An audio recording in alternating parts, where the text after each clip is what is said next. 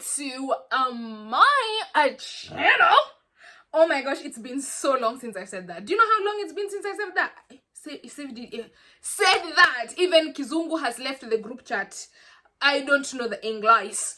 How are you guys doing? How have you guys been? It's the end of the year. It's the end of the year. I'm so excited, you guys. I fear this year God has put me on the front line of battles. The way David sent Uriah, I was on the... you know that statement or that Bible verse that's like, God gives his toughest battles to his strongest soldiers? Yeah, I was taken out to the training camp facilities before I was ready for battle. And now I was on the front lines this year. But thank God we made it to the end of the year. And here we are, here I am. I was actually really thinking, I'm like, am I just gonna go back to filming like I didn't just go for a year and a half?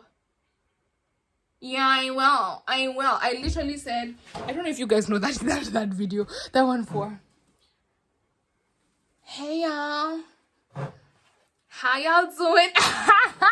That's me. So how you guys doing? I just thought for this video, I'm actually gonna do a quick catch up. No, I'm not about to give you an explanation of where I've been. I've been living life. And if you can see me, you would see I've been living life. So what I thought I was gonna come and do here, I saw this trend on TikTok and I really wanted to do my own story time. And it's like, I'm gonna put screenshots of it here. And it's basically women just being like, back when I was a baby girl, I was yours and you were my world. Something like that. It's a song by Thames and she's basically reminiscing about when she was like a baby girl and she was stupid for her man. Babes, let's get right into it. 3 times I was a stupid for a man. 3 times I was a stupid for a man. And we're obviously gonna start with number 1 and the best one. And these are like stories you guys have never heard about me. And number 1, let's get into it. We're gonna get into the man that showed me this world is actually not for the weak.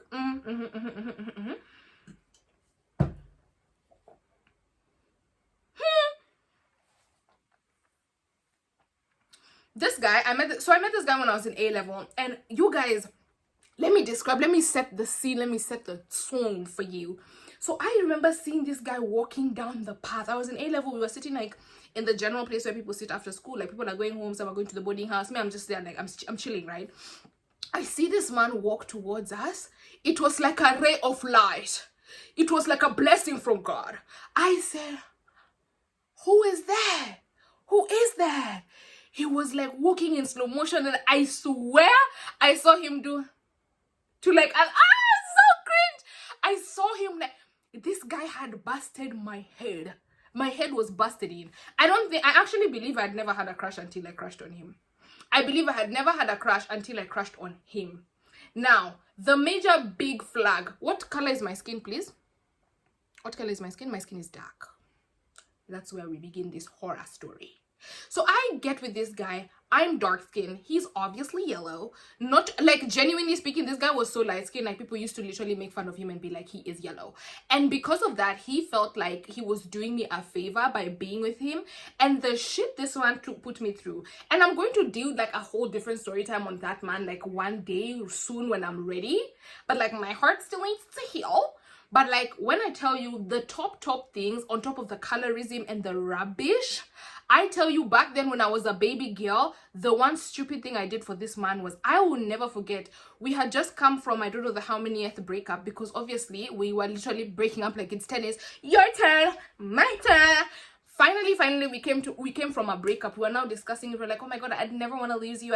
Mind you, he's saying he never wants to lose me, and we're now making up. We're like, and then that's what he, and we're like now getting into the lovings of it all. Babes, tell me why, as we're now walking away from we're sitting like at a I don't know how to explain it, but we were sitting somewhere, and then we stand up from there and we start walking towards like the dining hall because we're going to have break. Tell me why this man, as we've just come from saying how, oh my God, I love you, I never want to be away from you, I love you so much. Is that how you do it? I love you so much. This man literally, I make a joke, I'm like, do you still not like dark-skinned girls? Because he doesn't like dark-skinned girls. And me being an idiot, I was believing him when he was like, no, but you're not like the same other dark-skinned girls, you're different. So I was like, do you still not like dark-skinned girls? And back then when I was an idiot, this man looks me dead in the face and he's just like, yeah, but obviously like you're like different, you're not even that dark. And then he literally, and I was like, oh my gosh, you know, karma is so funny. What if you like end up getting married to like a Sudanese girl, like a really dark Sudanese girl, and you know, you guys have kids? Like, wouldn't you love the kids? If you love the girl, wouldn't you love the kids the same? Like, it doesn't, does her skin tone really matter? Wouldn't you fall in love with her and have a beautiful black family? Tell me why this man said God forbid. Me, I'm there with my dark skin, like, that man said, God forbid I get married to a dark Sudanese girl and then have dark babies. And now in my mind, as me, like at that point, I'm like 17, 16. Now, if any man says that to me, I'm just like, please grow up. Like, are you dull? Are you actually dull? And also, like, there's no, I want you to, I'm gonna hold your hand when I say this, because I know a lot of girls are like, oh, I'm not like the other girls. No, but that's not a compliment, babe. That's not if a man ever sits down and tells you you're not like the other girls, you're not dark like the other girls, you're not so demanding like the other girls, you're the problem. That's a red flag. You need to go see a therapist. You need to get a journal, start doing stuff to work on yourself, because anytime a man tells you that, that means you're allowing to be disrespected the way other people are not going to be allowing to be disrespected. Do you understand me? And I took that in my heart and I was like, but I'm not dark like the other girls. Babes, have you seen me? I'm literally dark skin. I literally can't, my brain, as in my frontal lobe, is developing, and looking back at then, I think I was seriously down bad. Like, the gangster points I lost for by being with that man after that statement is nuts. Anyway, one day I'll do a whole story time on him. He really had me down bad, guy. He had me so down bad. But anyway, let's move on to the second time that I was down bad. Back when I was a baby girl, as yours and you're my worlds. When I was a baby girl, I was mad. The second time, when I'll never forget, I was dating a guy, sweet guy. He was so nice, but he didn't have money. It wasn't like he was rich or anything, and I really wanted to go to Garden City, like there by what is this, by the highway, super highway. Excuse me, sorry, by TR. It's right next to TRM. It's on the super highway.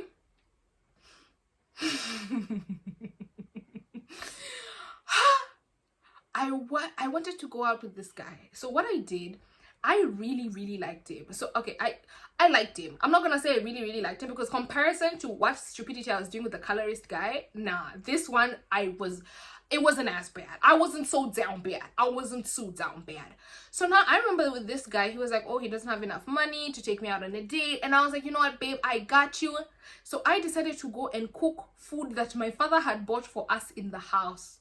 My father, I want you to understand, I want you to deep it. I want you to deep something. I want you to deep it. My father goes to work. He wakes up at 4 a.m., whatever. He gets ready. He leaves the house by 5:30 a.m. He hasn't even had breakfast. He has to take the breakfast to go, because he doesn't have time. He goes to work the whole day. I'm gonna see my dad next at like 10 p.m. He comes in, he's so exhausted, all he can do is sleep. He does this for the whole month, for the whole year. Yeah. Even on weekends, he still has work to do, baby. And you know, because your girl is an idiot and I was down bad for this boy, I went and took food that my father had made, had gone to work for every Razclad day, and I cooked it. I even fried pork, told nobody touch my pork.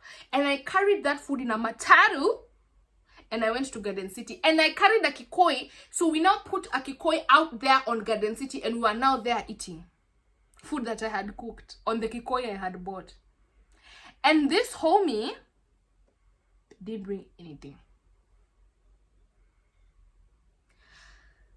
A moment of silence.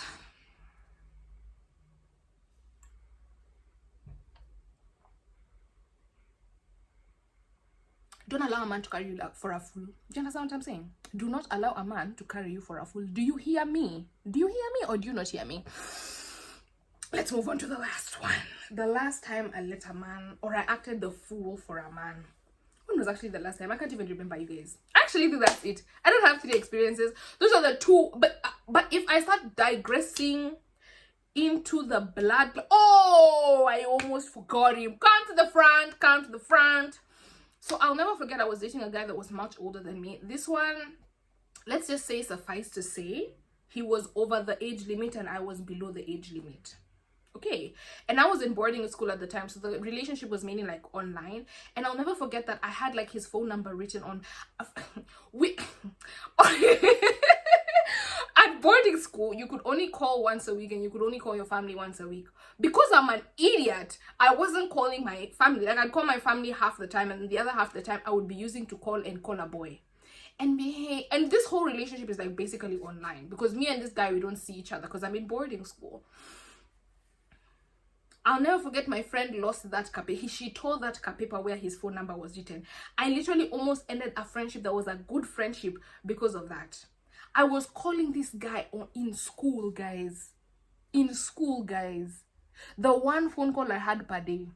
Anytime I would get time to go to the ICT lab, I was, hey baby, how are you doing? Are you okay? Don't actually allow yourself to be carried an idiot by a man. Do not. Do not. I actually use and beg your place. Don't allow.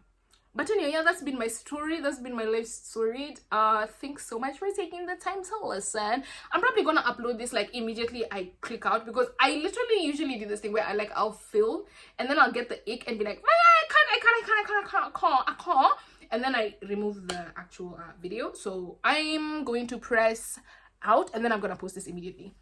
Thanks so much, you guys, for taking the time to watch this. I actually think I'm gonna be making more of these fun videos. I think I'm gonna take a break from doing like the long form true crime content and just focus on like true crime content on TikTok. And then over here I'm just gonna be having fun, because like life is actually too stressful to be serious all the time, baby. What the fuck is that? But thank you so much for taking the time to listen to this, to watch this. I have had so much fun. Do you know that I braid my own hair? Just a harmless self-plug. Look at that. Can you tell? It's been a month and these braids still look together. Period. Anyway, thank you guys for watching so much. Thank you for watching this video, guys. Bye. I'll see you when I see you. Let me not make any commitments. Bye.